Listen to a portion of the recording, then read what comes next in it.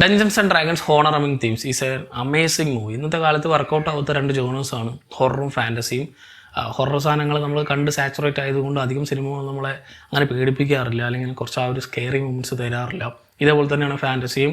ഒട്ടുമിക്ക എല്ലാ ജോണേഴ്സും അല്ലെങ്കിൽ ഒട്ടുമിക്ക എല്ലാ സിനിമകളും സീരീസുകളൊക്കെ നമ്മൾ കണ്ടുമടുത്തത് കൊണ്ട് ഈ ഫാൻറ്റസി ജോണർ നമ്മൾ അധികം തൃപ്തിപ്പെടുത്താറില്ല. ഒട്ടുമിക്ക നമ്മൾ ഫ്ലോപ്പായി പോകാറാണ് ചാൻസ് ബോക്സ് ഓഫീസിലൊക്കെ.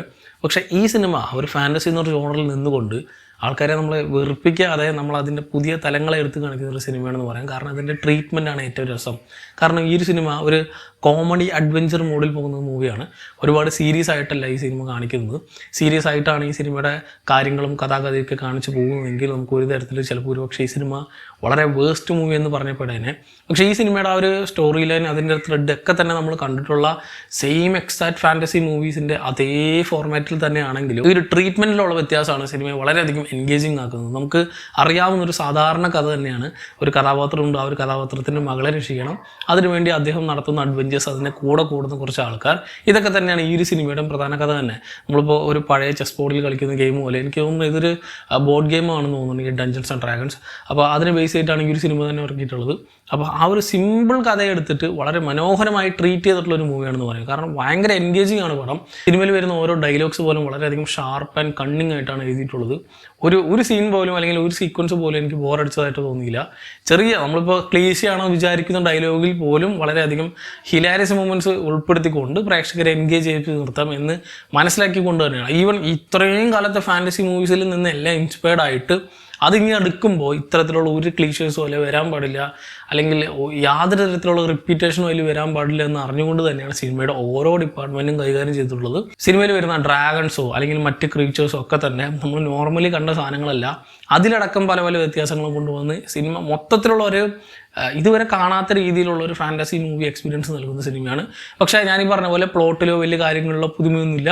നോർമൽ നമുക്കറിയാവുന്ന ടിപ്പിക്കൽ സ്റ്റോറിയിൽ തന്നെയാണ്. അതുകൊണ്ട് വലിയ ട്വിസ്റ്റ് ആൻഡ് ടേൺസോ അല്ലെങ്കിൽ വലിയ വേൾഡ് ബിൽഡിങ്ങോ അങ്ങനത്തെ കാര്യങ്ങളൊന്നും സിനിമയിൽ പ്രതീക്ഷിച്ച് പോകരുത്.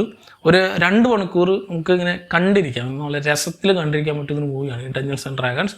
അതിൻ്റെ ഓരോ ഡിപ്പാർട്ട്മെൻറ്റും ഗംഭീരമായതുകൊണ്ട് തന്നെ സിനിമ വളരെയധികം എൻജോയബിൾ ആണ്. VFXും ഗ്രാഫിക് വർക്കുകളൊക്കെ കിഡിലാണ്, ടോപ്പ് നോച്ചാണ്.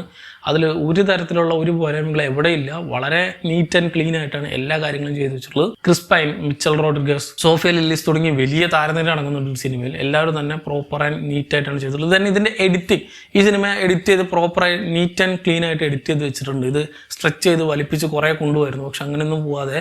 പിന്നെ ഇതിലെ ബാക്ക്ഗ്രൗണ്ട് മ്യൂസിക്കുകളൊക്കെ തന്നെ ഈ ആക്ഷൻ സീക്വൻസുകൾ വരുന്ന സീനിലെല്ലാം തന്നെ ഉള്ള ബാക്ക്ഗ്രൗണ്ട് മ്യൂസിക്കൊക്കെ ഉണ്ട്, പൊളിയാണ്. ഈ മിച്ചൽ റോഡ്രിഗസിൻ്റെ ആ ക്യാരക്ടർ ഫൈറ്റ് ചെയ്യുന്ന സീക്വൻസുകളിൽ വരുന്ന BGMസും അല്ലാതെയുള്ള മറ്റ് BGMs ഒക്കെ തന്നെ സിനിമയിൽ കിടിലാണ്. ഇത്തരത്തിൽ ഒരു ഫൺഫീൽഡ് ആയിട്ടുള്ള ഒരു ഫാൻറ്റസി അഡ്വഞ്ചർ, നമുക്ക് പ്രഡിക്റ്റബിൾ ആണ് സ്റ്റോറി ലൈനെങ്കിലും കണ്ടിരിക്കാൻ നല്ല രസമുള്ള, അടുത്തടുത്ത സീക്വൻസുകളിൽ മാറി മാറി വരുന്ന ഒരു നീറ്റ് ആൻഡ് ക്ലീൻ ആയിട്ടുള്ള ഒരു ഫാൻറ്റസി അഡ്വഞ്ചർ മൂവിയാണ് നിങ്ങൾക്ക് വേണ്ടതെങ്കിൽ, അതും ഒരു കോമഡി ഫീൽഡ് സാധനമാണ് വേണ്ടതെങ്കിൽ നിങ്ങൾക്ക് തീർച്ചയായും തിരഞ്ഞെടുക്കാൻ പറ്റുന്ന, എനിക്ക് ഈ വർഷത്തെ വൺ ഓഫ് ദി ബെസ്റ്റ് മൂവിയായിട്ട് എനിക്ക് തോന്നുന്നു ഈ ഒരു ജോണറിനോട് നീതി പുലർത്തിയത് കൊണ്ട്. സോ തീർച്ചയായിട്ടും കണ്ടു നോക്കുക. എനിക്ക് ആ ഒരു റിഗ്രറ്റ് ഉള്ളത് എനിക്കിവിടെ തിയേറ്ററിൽ കാണാൻ പറ്റിയില്ല.